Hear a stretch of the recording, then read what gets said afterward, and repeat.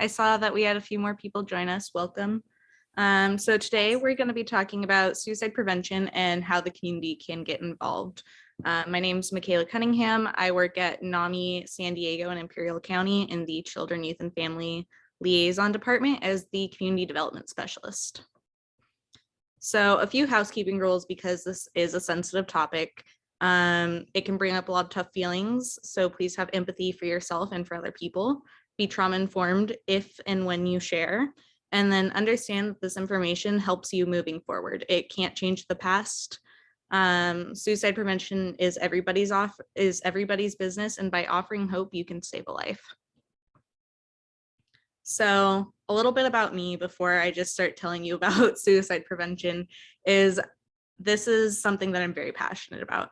I've been into mental health advocacy and education since I was 18. This was after 11 years of struggling with my own mental health. So growing up, I noticed I was a little bit different from my peers.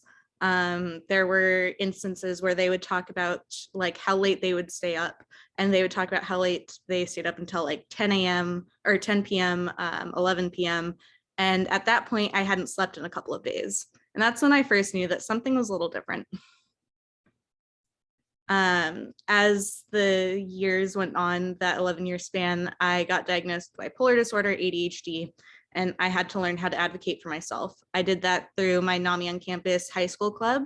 When I was 17, I was the president of that, and that led me to being an advocate for others on the Children, Youth, and Family Behavioral Health Council here in San Diego at the age of 18. And by the age of 19, I had started to share my experiences with others. I won the California Youth Mental Health Advocate of the Year Award in 2019. I started working at NAMI.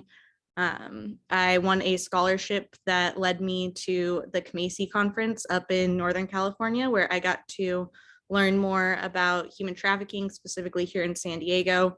And since then, I've really hit the ground running with trying to spread mental health education.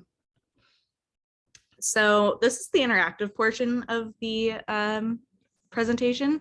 I'm going to be giving you a statement, and you guys are going to tell me whether that is a myth or a fact. So feel free to unmute or use the chat box. No one can stop a suicide. It is inevitable. Myth or fact?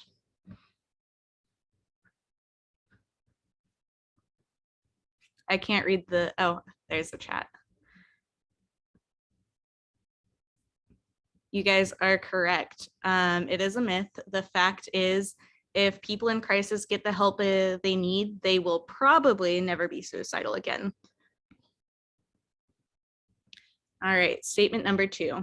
Those who talk about suicide don't do it. Myth or fact?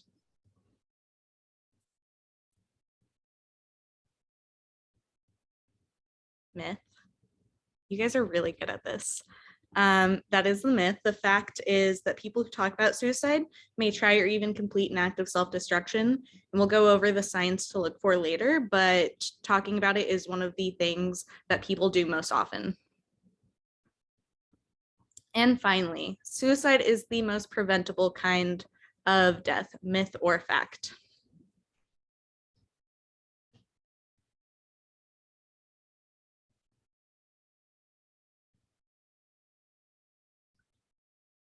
That's the one that usually people get wrong, but you guys all got it correct. The fact is that almost any positive action may actually save a life. So there are different clues and warning signs that could indicate somebody is considering suicide. It's very important that you take all signs seriously. So some of the most common suicide signs and warnings are that they feel trapped with no reason to live or no purpose in life. They feel trapped with no way out. They're withdrawing from their friends, family, and society. They might be engaging in anger, irritability, engaging in high-risk behavior without thinking, and statements of hopelessness and despair. The more signs and clues that you observe, the greater the risk that they might be at, and it's important that you take all signs seriously.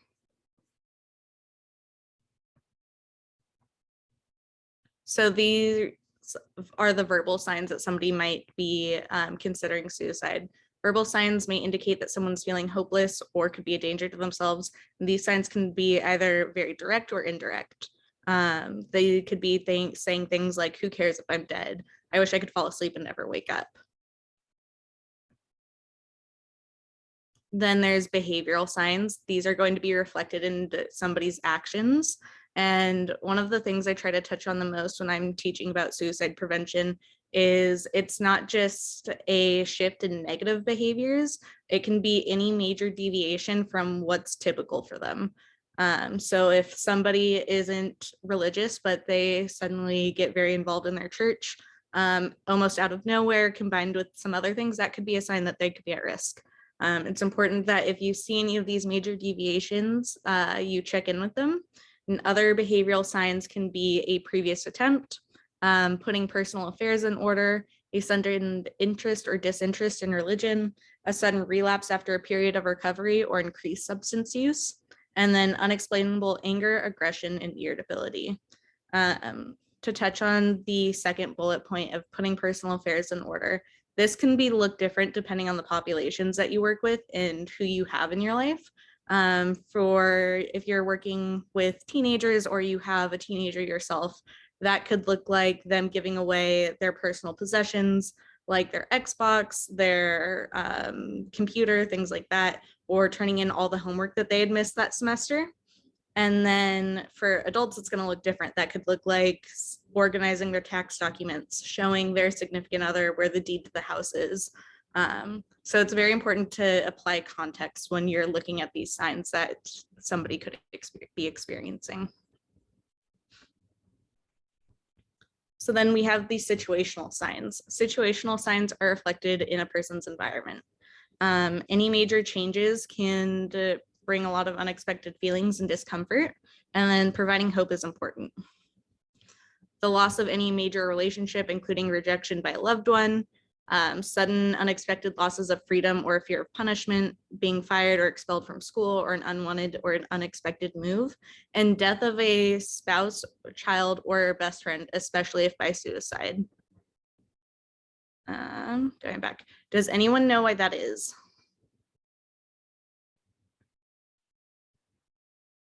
Feel free to share in chat if you have any ideas or unmute.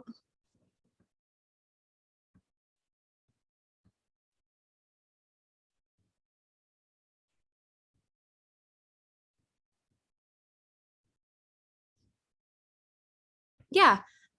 So do you know why the death of a spouse, child, or best friend, especially if by suicide, could be a situational sign that somebody could be at risk for suicide?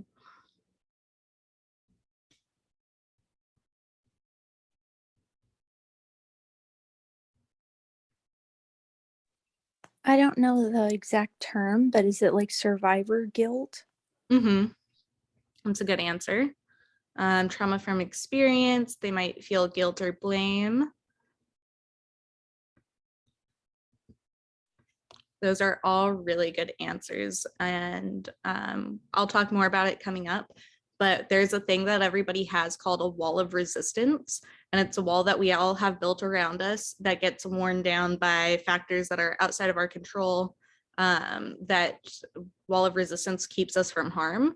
And the death of a spouse, child, or best friend by suicide can wear that down, because where it might have not seemed like a choice before, they saw that their loved one made that choice and they consider that they can make it too.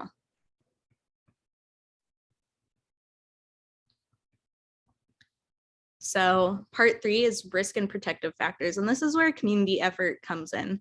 There's a lot of factors that increase somebody's risks to suicide. By working towards decreasing these risk factors and raising the protective factors, you can help keep your community safe.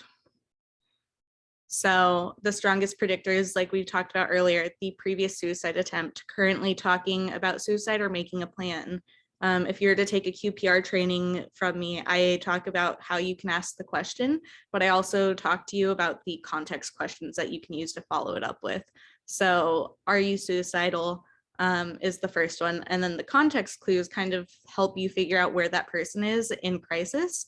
So asking, when's the last time you thought about suicide, or do you have a plan?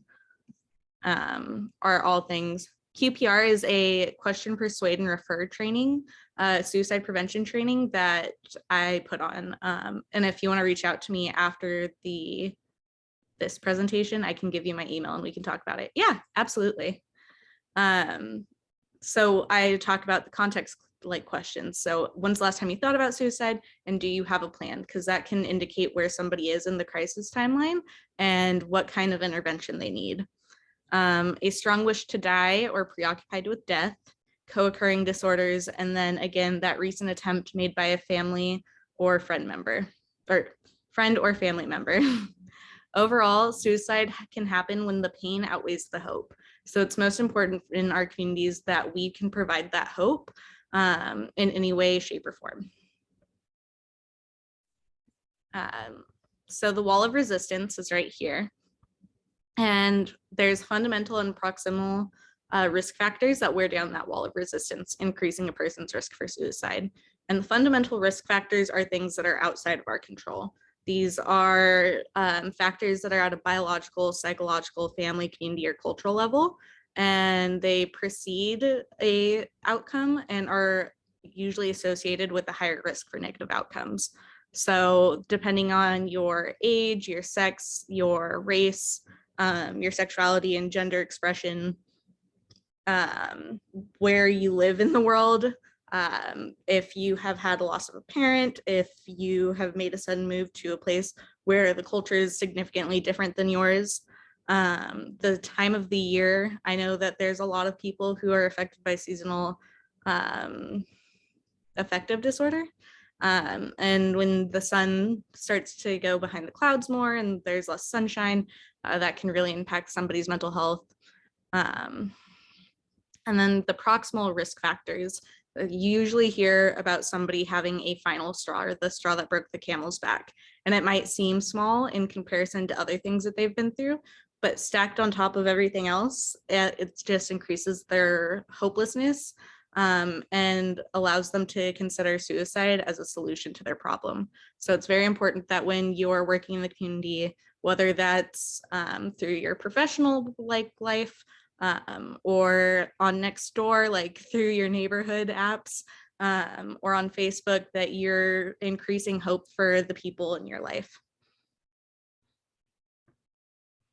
So what are some ways that you can decrease the risk factors and increase the protective factors?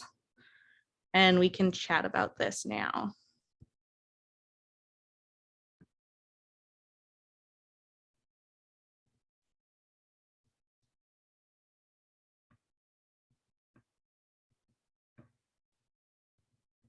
Again, risk factors are things that are on the screen, and protective factors are things that you can help build that wall of resistance.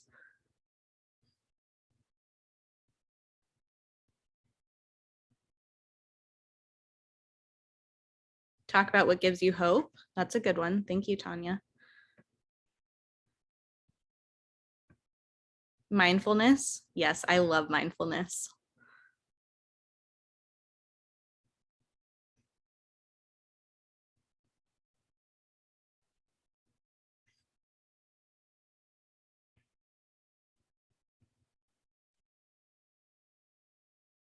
Does anyone else want to add in?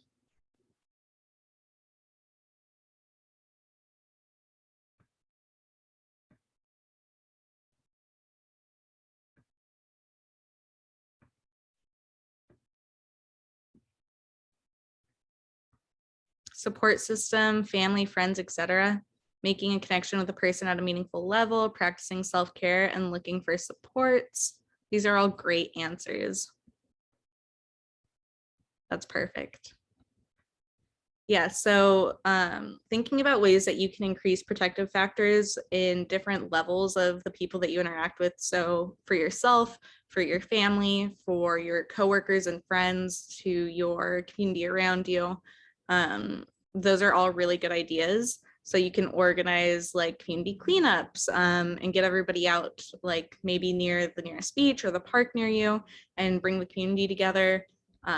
You can advocate for mental health education in schools. You can become the one trusted adult for a child in your life.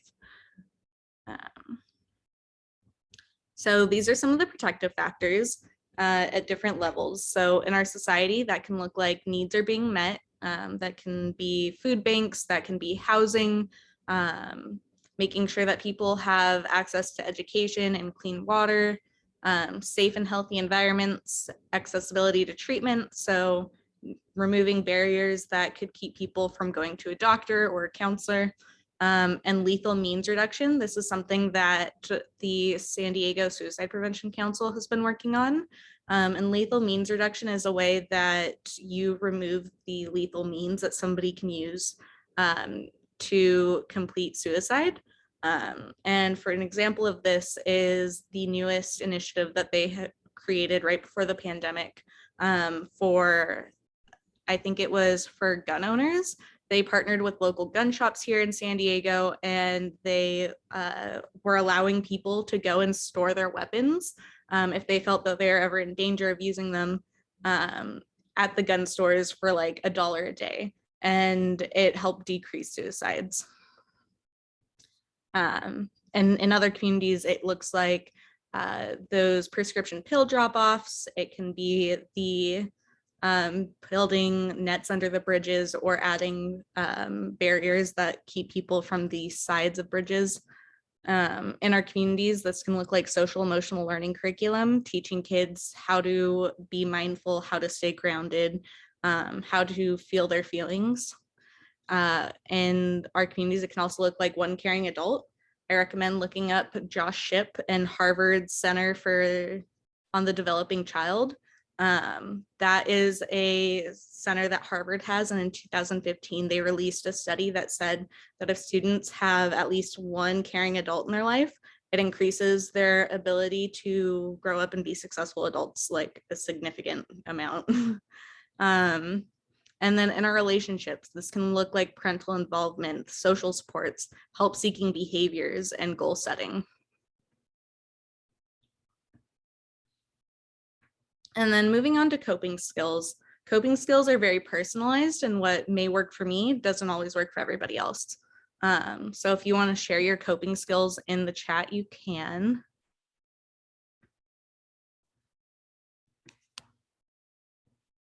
I personally like to hang out with my pets. I just recently got a new kitten. He's somewhere around here. I go to the beach. I try to go on walks and get out into the sun, even if it's like in my neighborhood. I talk to my friends. I join different communities that I'm passionate about. Positive self-talk, that's a really good one. I have a friend who writes affirmations on her mirror and whiteboard markers. And every day she'll try to like fake clear or like write something new or pick something else. I like to cook meals that bring me joy. That's a great one. My dog's cat and fish. That's very cool. I have a lizard. Support groups, hiking, spirituality. Spirituality is something that I recently got really into at the start of the pandemic, and it's definitely helped me cope.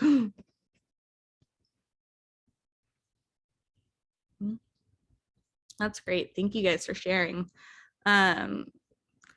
So going with not everybody shopping.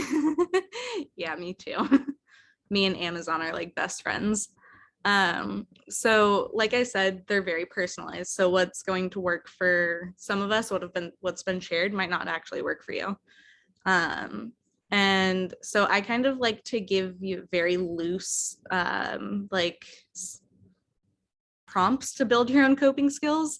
So creating a self-care kit. So when you're in crisis, everything's assembled and you don't have to go looking around for things. In it, you can put sensory items like fidget toys or things that you can squeeze. You can put rubber bands if you use those to distract yourself. You can put your therapist's phone number, your doctor's phone number, the clergy who are at your local church, a copy of your insurance card, and 3 people in your support system that you can call. Those are just some suggestions. You might want to put like cozy blankets or some tea in there. Creating a plan with your family when everyone is in a good headspace. And in my work with CYFL, I mostly work with high schoolers and their families, so this may or may not apply. But it was a tip that I heard from one of my students where they said that they talk to their family before they have a mood episode so they can figure out like what's going to work for them. And so they talk about how they can de-escalate the situation if they're okay with being touched. So I know a lot of students whose parents will try to hug them when they're upset. And if they're having an anxiety attack, that can actually make it a lot worse. So they kind of set those boundaries on how to communicate if being in touch is okay, what can make them feel better when everyone's in a healthier mind space. So when you get into that point where they're panicking or in crisis, they don't have to figure it out then. And then develop coping skills that respond to different needs. This is physical, spiritual, emotional. There's a lot of other needs that you can fulfill. But an example of that is if your like anxiety, for example, manifests as very physical and you get like a stomach ache, you can drink teas that help calm your stomach, like ginger tea. You can, if you feel restless, you can go for a run. And having a collection of coping skills that respond to those different needs is going to help you in the long run. So now we have some resources and upcoming events in San Diego. Let me pull them up on my phone. So we have the May Children's Health and Children and Youth Mental Health Awareness event. You can contact the CYFL liaison at namisd.org to join the committee to plan this upcoming May event celebrating youth mental health. This is an event that we do every year and it's so much fun. We get prizes going. We have segments for people to share their art, to share what mental health means to them. And we recommend that if you want to be a part of the committee, you can reach out to us or you can just come. It happens the first week of May. This year it will be virtual as have the other past years. And we'll be doing it on a Facebook Live. Then we have deep dive dialogue. You can contact COFL liaison for the dates. You can come and share your story about what your experiences have been in the mental health community here in San Diego. The CYFL liaison is the MHSA like conflict resolution point. So if there's something that you've experienced in your life when it comes to getting behavioral health services for like your young adults in your family, you can reach out to us and we take it to the county and advocate for you. And then we have the CAMPRO SUD peer meeting happening January 20th, 2022. And I have that right here. Calling all peers with substance use experience, making your voices heard. If you are a peer who has experienced substance use challenges of your own or of a family member, and you don't feel represented by the peer movement and you can envision change that would help amplify your voice, CAMPRO is seeking your voice. They would like to meet with substance use peers from across the state of California to uplift your voices in the peer movement. You can join for an informal training on January 20th, 2022. And then I will be sharing the link on the NAMI San Diego Facebook page. I think it's very important that we get peer voices out there. So if that is something that you can relate to, I highly suggest going. And then last but certainly not least, we have a free Narcan training coming up. This is through A New Path and We the People of Escondido. It's at Grape Day Park in Escondido on January 8th at 10:30 a.m. And you get to learn how to administer and use Narcan, when to use it, how to recognize signs of an overdose, and how you can save a life. And then you get free Narcan afterwards. And I think it's one of those skills that the community needs to know. Thank you for joining us.